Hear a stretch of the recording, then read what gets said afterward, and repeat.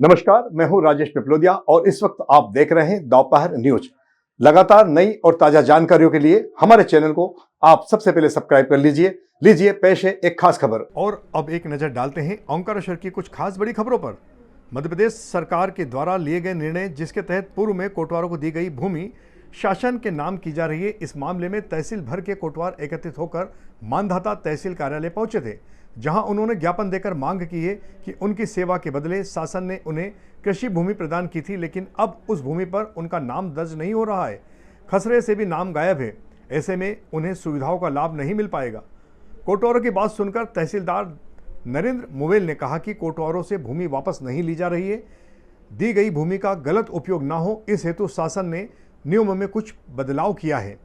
बिल्कुल तुरंत बोले अब आपको साइन करना पड़ेगा। पावती में से सर हमारा कभी नाम हट गया तो कल जैसे हमको सोसाइटी वगैरह मिलती है, सम्मान निधि वगैरह मिलती है, तो इन चीज़ों का फिर क्या होगा? क्या चीज़ें हमको बिना पावती में नाम हुए हमको ये चीज़ें मिल जाएगी। सेवा भूमि के नाम पे शासकीय भूमि उसको दर्ज करना चाह रहे हैं।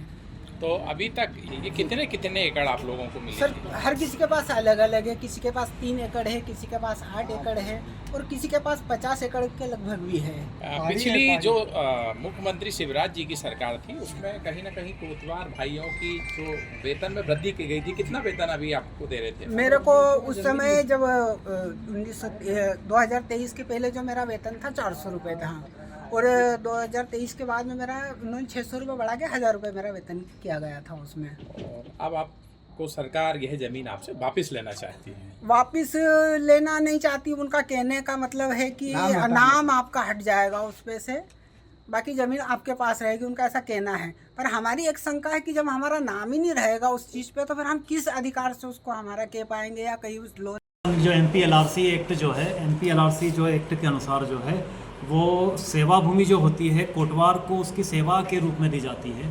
ठीक है, तो सेवा भूमि का कोटवार उपयोग करता है, लेकिन त्रुटिवश यदि किसी कोटवार का नाम जो है वो खसरे में दर्ज चला आ रहा है, तो वो संभावना ये बनती है कि वो कहीं त्रुटि से या जानबूझकर अगर उस ज़मीन का मिसयूज़ अगर करे या उसकी रजिस्ट्री करे जो उसको नहीं की जानी चाहिए, शासकीय ज़मीन जो है नहीं बिकनी चाहिए। इस संबंध में जो है सेवा भूमि जो है, सेवा भूमि शासकीय जो है की जाना है। कोटवारों की जो ज़मीन जो उनको दी गई है सेवा भूमि शासकीय रहेगा, ताकि उस ज़मीन का कोई मिसयूज़ ना कर पाए। बाकी कोटवार जो है अपनी सेवा भूमि का उपयोग करेगा, वो उन्हें सेवा के रूप में दी गई है, यथावत वो जो है अपनी भूमि का उपयोग करेगा। प्रदेश भर में इस प्रकार का अभियान चल रहा है जी। एक्चुअली ये जो है वो एक तरह से त्रुटि है, तो जब यदि इस तरह की त्रुटि जो है खसरे में यदि परिलक्षित होती है तो उन्हें सुधार करने का जो है अधिकार जो है विभाग के पास है।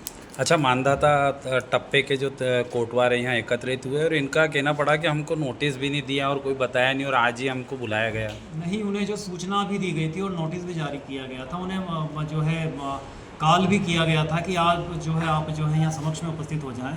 तो कोटवार भी जो है समक्ष में उपस्थित हुए हैं और ऐसा नहीं है कि उनकी जो है भूमि ली जा रही है। उनकी भूमि में जो त्रुटिवश नाम दर्ज हो रहा है, वहीं पे जो सेवा भूमि शासकीय नियमानुसार जो है वो दर्ज किया। वहीं ओंकारेश्वर में इन दिनों पीने के पानी और गर्मी से बचाव के लिए छायादार स्थानों की बेहद कमी हो चुकी है। यहाँ रोजाना हजारों की संख्या में श्रद्धालु आते हैं, जबकि निमाड़ क्षेत्र में तापमान 45 डिग्री पहुंच चुका है। यही नहीं, बस स्टॉप सहित अन्य सार्वजनिक स्थानों पर छायादार स्थान न होने के कारण टीन शेड लगाने की मांग लगातार की जा रही है। वहीं बस स्टैंड सहित अन्य स्थानों पर पीने के पानी की सुविधा भी नहीं है। श्रद्धालु तो परेशान हो रही है, वहीं यहाँ विचरने वाले मवेशी भी काफ़ी परेशान है, क्योंकि उनके लिए भी पानी की सुविधा नहीं है।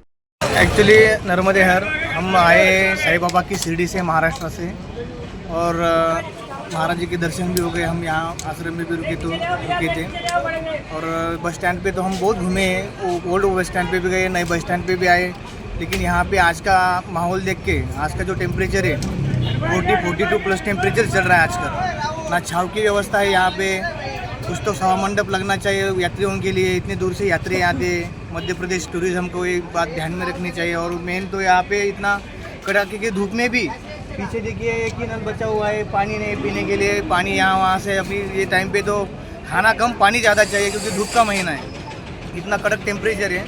तो मैं निवेदन करता हूँ मध्य प्रदेश गवर्नमेंट से या फिर यहाँ के मुख्य जो अपने नेतागण हैं उनसे कि थोड़ा यात्रियों का ध्यान रखा जाए। यात्रियों की सेवा के में आपको कोई कसर ना छोड़े। इतनी दूर से भाविक लोग आते हैं, एक भाव रख के आते हैं मन में, इतनी दूर से आते हैं, बूढ़े आते हैं, नौजवान आते हैं। आज का तो आप हम जवान हैं, लेकिन जो बूढ़े लोग हैं जिनका उम्र हो गया है, वो लोग क्या महसूस कर रहे होंगे, ये देख के भी कभी कभी मन में दुख पैदा होता है। ये बात ध्यान में रखनी चाहिए, यात्रियों का थोड़ा सा केयर करना चाहिए। बस आपके चैनल आपका नाम? मेरा नाम योगेश बड़े है, प्रॉपर शिरडी से हूँ मैं, साईं बाबा की शिरडी से।